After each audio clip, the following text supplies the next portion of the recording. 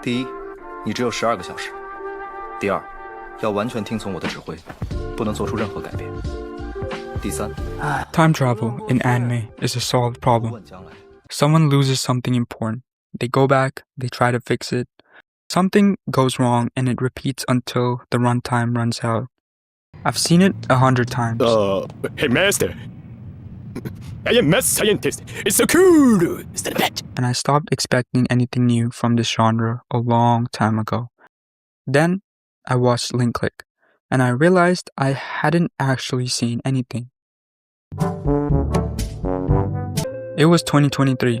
I was deep in my Chinese anime phase, and before you click off, hear me out, because Fog Hill of the Five Elements had already shown me that Donghua could go toe-to-toe with anything Japan was putting out. After finishing Daily Lives of the Immortal King, I needed something new. Did some digging, found Link Click. Small fan base, very little noise online, but the people who had watched it, completely loyal. Every review said the same thing, so I gave it a shot. I was not prepared.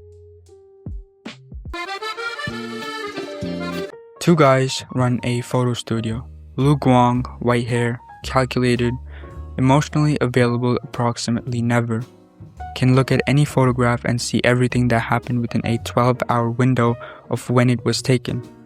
His partner, Cheng Jiaoxi, black hair, heart on his sleeves, spectacular decision maker under pressure.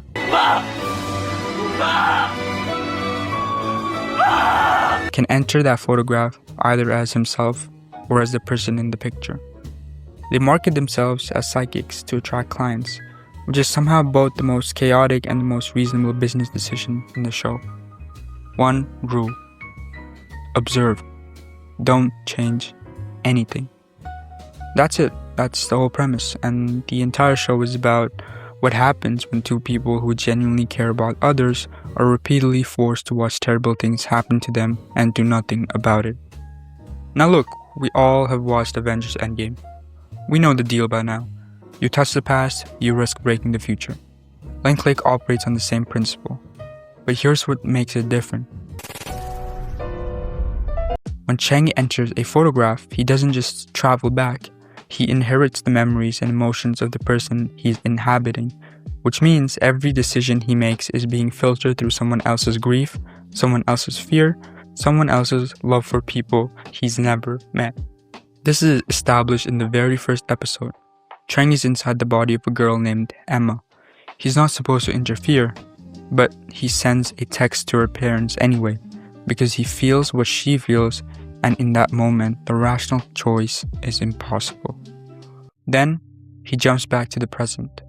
Emma is dead, and you immediately understand what kind of show this is. This isn't a show about the mechanics of time travel, it's a show about the cost of caring, and what happens when empathy becomes a liability.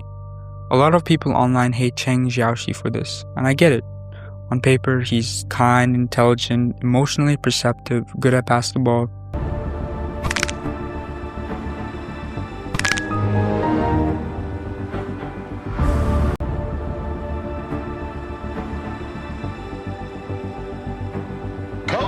He's built to be a protagonist, but the situation the show puts him in turns every single one of those traits against him. His empathy is the problem. His competence is the problem. The show takes everything good about him and makes it the reason things go wrong. That's not bad writing. That's the whole point. Orange is your name in the soul. Something I genuinely love about this show is its format.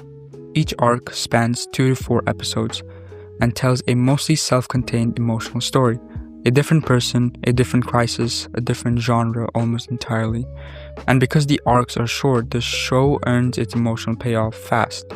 There's no filter, no padding, no 15 episodes of setup before something meaningful happens. It's a roller coaster structure. The tension builds, peaks, resolves, and then the next arc starts to climb again. But, and this is the part most review-style shows skip over, Link Click doesn't throw those arcs away once they're done. Every single one feeds into the larger story. Details you thought were throwaway lines became load-bearing plot elements 4 episodes later. The show respects your attention. That's rarer than it sounds. I farted and a poopy almost slipped out. Now here's where Link Click does something most anime won't touch. Episodes 3 of 5, what I'm gonna call the Earthquake arc, are some of the most emotionally brutal television I've watched in this genre. Chang enters the body of a high school student who wants to say goodbye to his friends and family before leaving for the city. The early part of the arc is strongly light. Nothing Chang does seems to affect the timeline at all, which creates this unsettling calm before you realize why. There's an earthquake coming. A real one, the 2008 Sichuan Wenchuan earthquake, magnitude 8.0, that killed over 87,000 people. Link Click sets an entire arc inside that event. Chang tries to warn people, but nobody believes him. And you watch him fail in real time, knowing it actually happened, knowing real people actually died in that rubble. Chang's actual parents and his quote-unquote mom in that person's body died as well. The show doesn't use real tragedy as decoration. It uses it as the entire point of the arc. That distinction matters. The second real-world reference hits differently. Episodes 7 and 8 follow a child kidnapping, and the villain, Aunt May, is based on a real person. She is one of the most infamous traffickers operating in China. When the show aired, she was still at large, and the arc depicts her drugging a child in front of his parents' shop and disappearing with him for 3 years. Here's the thing, she was recently arrested, caught under a false identity. Whether the show contributed to keeping her name in public consciousness long enough to matter, I genuinely don't know, but I find it hard to believe the timing is completely coincidental. This show has consequences in the real world. That doesn't happen often. I've talked a lot about Chang's failures. Guang isn't clean either. He withholds information from Chang constantly, hiding things to protect him from the mental weight of knowing them.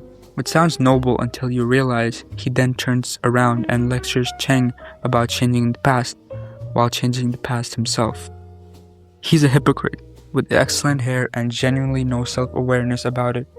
And somehow this makes him more compelling, not less, because you understand exactly why he does it. His control is his way of caring. The problem is that control and care aren't the same thing, and the show makes him pay for confusing them. One more thing, because I know someone in the comments is about to say I didn't mention it. I'll take a potato chip. The fight choreography in this show is legitimately impressive.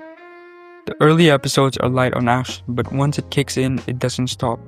And this is one of the rare shows where pulling a gun out is actually dangerous. Characters don't absorb bullets and keep monologuing. Real threat, real consequences. What I love most though is that everyone can fight. Main characters, side characters, characters who appear for 2 episodes and never return. Everyone in the show has clearly been to the gym and also taken several martial art classes. Nobody is helpless. Nobody is waiting to be saved. If you know anything about me, you know I will always choose clean hand-to-hand choreography over whatever seizure-inducing 500 impact frame CGI spectacle is currently trending. Link Click is for people who agree. The soundtrack does exactly what a good soundtrack should.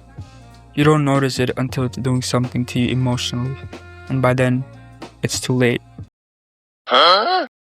Season 1 ends with the reveal of another character who possesses very similar powers to Cheng and Lu, and gets Lu stabbed. But is he dead?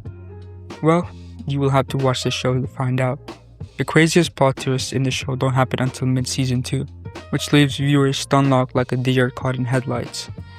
If you want a part 2 covering seasons 2 and 3, let me know in the comments. There's just significantly more to get into and the show only gets more complicated from here. All in all, I'm really excited for part 2 of season 3 of Link Click to finally drop out.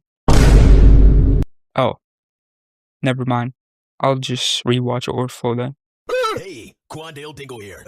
I just escaped prison. I am staying at my friend Juandale Pringle's house.